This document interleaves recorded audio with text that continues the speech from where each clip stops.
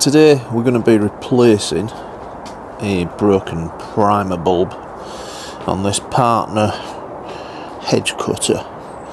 Now if we look at the primer bulb, at first glance you can't really see much wrong with it.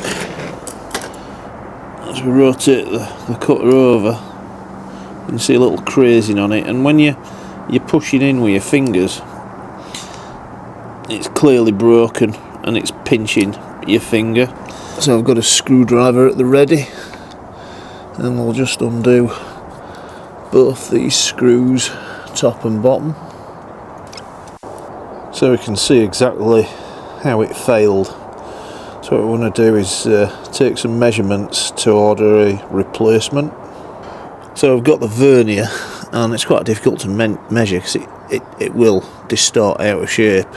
So we're looking at 22mm diameter across, and we've got the new primer bulb fitted, and you can see the fuel's going up there.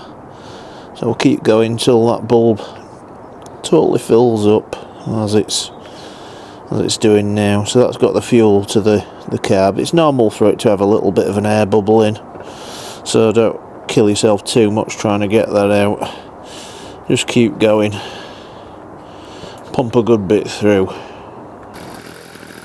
and there we go, back working.